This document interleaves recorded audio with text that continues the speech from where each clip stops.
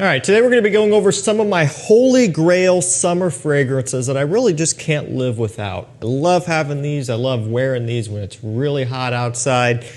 There's 6 to go through here, but these were really some of the first ones that came to mind. There's going to be 1 or 2 really obvious ones that are not in this video, just ones that you would expect to see, so I didn't include those. Most of you know what those are. They all work great, and the price range kind of varies as well, from kind of more cheapy range to a little bit more expensive, although they all are designers. Let's start things off with something that's usually around like $50 to $55, 100 ml. It's Dolce & Gabbana Light Blue Eau Intense. So, been around for a long time. You guys know this one. It's pretty much one of the most popular flankers, and it's one of the few that you could still get these days because most have been discontinued. This one has seawater, grapefruit orange, like this amberwood, ambergris accord, and then this just kind of saltiness as well, probably coming from the seawater. Smells very close to the original light blue Pour Homme.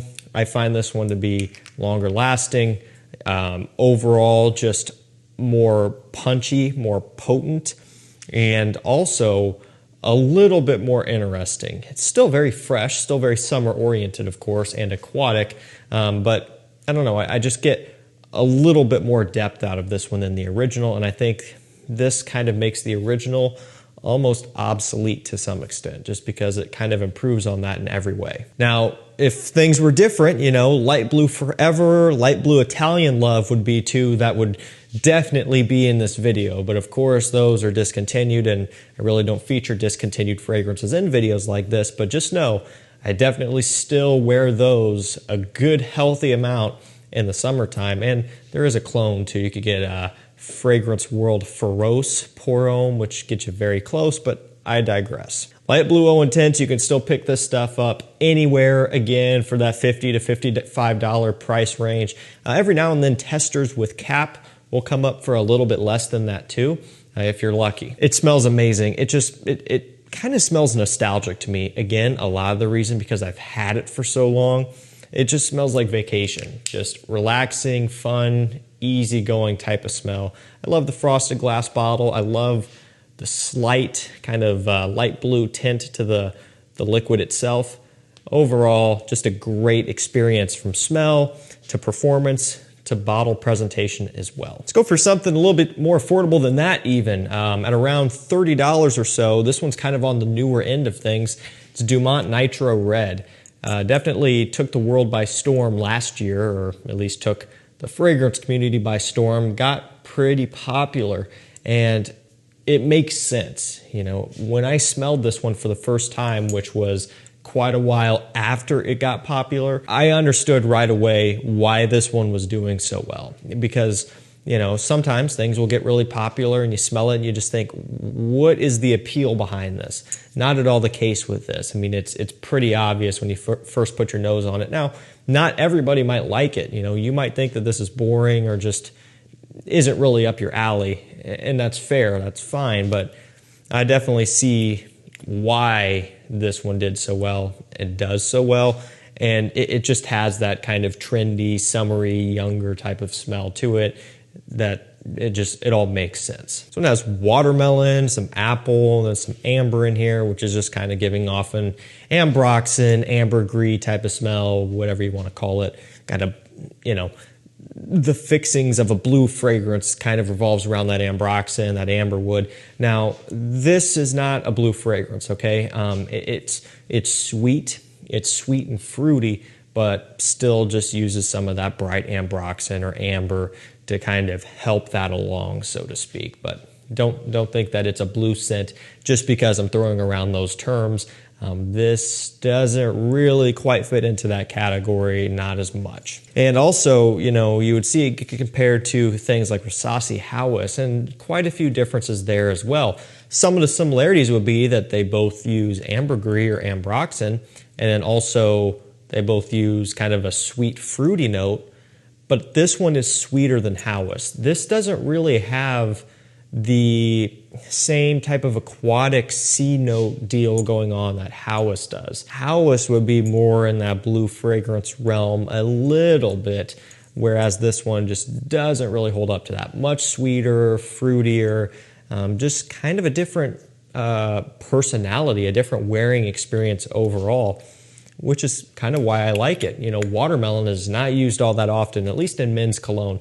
I would wager that it's probably used in women's perfumes a lot more, just because it is kind of a sweeter, fruitier smell, and it kind of doesn't really have much of a masculine smell to it by itself. But mixed with everything else going on in this scent, it does still smell like a cologne. So it's not a straight up feminine smelling scent. Everything kind of ties back together. But ultimately, it's one that I really, really enjoy wearing in the summer heat. It just, it smells great. It's almost kind of one of those guilty pleasure type of scents like I've talked about before, where it's like, I feel like I shouldn't like this as much as I do just because of the fact that I have so many other things to choose from, but I do like it. I like it a lot. I'm glad to have it around, and I'm really glad that it's an affordable one too. I mean, $30, $35, that's kind of the cheapy range these days. This next one is Gucci Guilty Parfum. Kind of away from the cheapy price point now. We're kind of stepping things up. This is a little bit more expensive. You're looking at a 90 ml bottle like this, which is, 90 ml, 3 ounce. And usually going to be somewhere around $100 or so. Now, actually, I think it might have dropped maybe just a touch below that here, a little bit more recently as more time has gone on. But still, you know, you're going to be somewhere around that range. This one has juniper, dry wood, orange blossom, and then some lavender. From the very beginning, you know, this has always had a very unique texture to it, is how I describe it.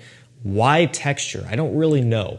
It does smell kind of unique on its own, but it has this really unique bite to it, is how I describe it. And it's hard to just put these things into words sometimes unless you really smell them yourself, but it just has something about it that doesn't really exist in too many other fragrances that I've tried. Just, I don't know, something unique about it, especially off the opening, that just kind of gets your attention in a positive way, at least for me. This is something that provides something new. It kind of gives you a bit of a change of pace, where a lot of fresher summer scents can kind of start to run together and smell similar and not really stand out all that much. That's not the case with this one.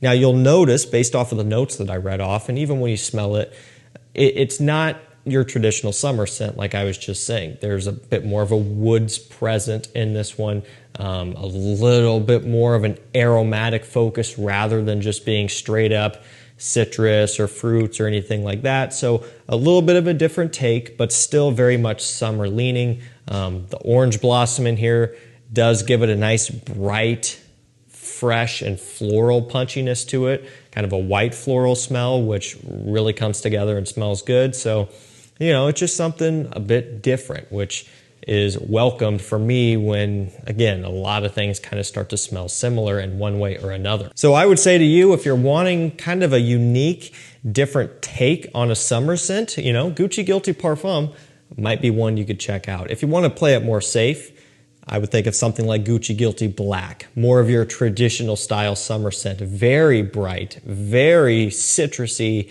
still using a lot of the florals as well, but just overall brighter and fresher. But if you want something unique, Gucci Guilty Parfum is awesome. And you're getting the benefits of a true Parfum scent, so another long-lasting, just great performing scent all the way around. Okay, this next one admittedly has grown on me a lot. It is Aquade Dhou Elixir. This one has violet leaf, watery notes, bergamot, and even a bit of leather later on in the dry down.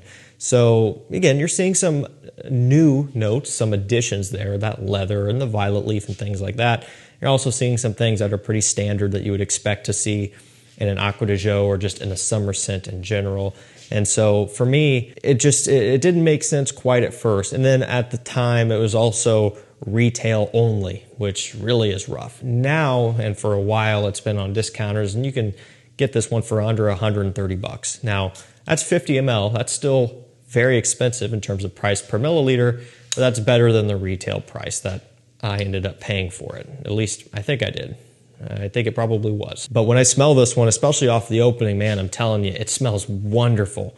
bright, punchy, and then honestly, you get the leather and some of the other heavier notes pretty quickly. You know, you definitely get them in the dry down, but they are present off the top too, surprisingly. And with time, this one has grown on me substantially to the point where I get a massive amount of enjoyment out of this one. Is it gonna take over and you know, be something that I like better than Aquade, Dhou, Parfam, or Profondo?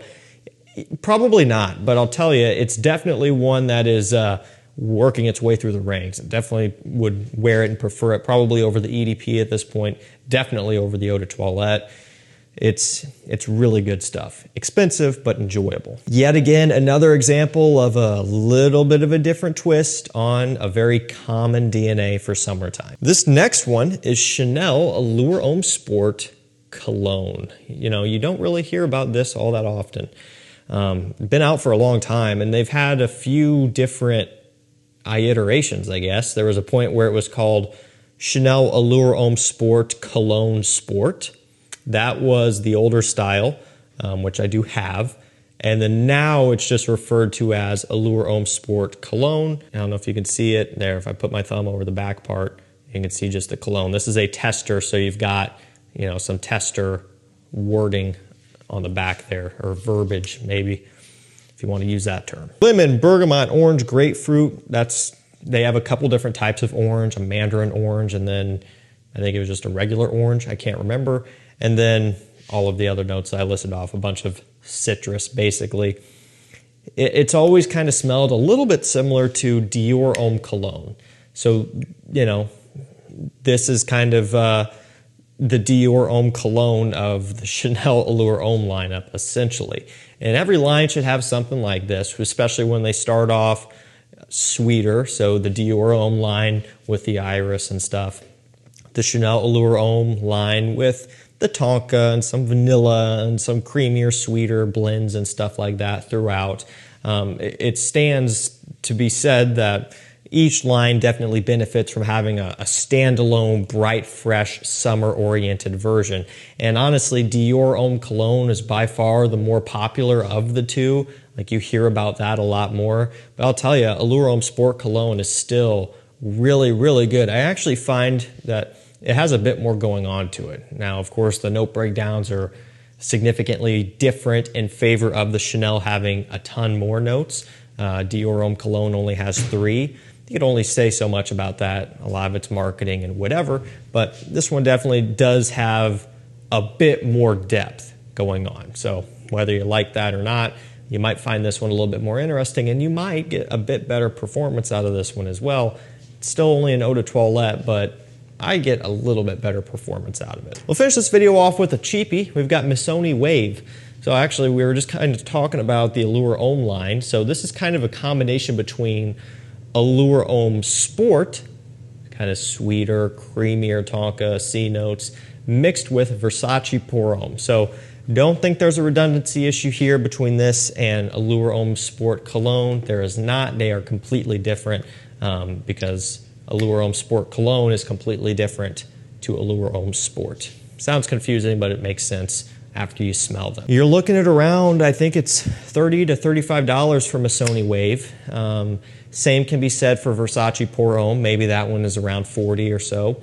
And then Allure Homme Sport is going to be up over $100. So you kind of get the best of both worlds for the price of the Versace, or a little bit less, which is pretty cool. It's an okay performer, the Missoni, not beast mode, but also not completely weak either.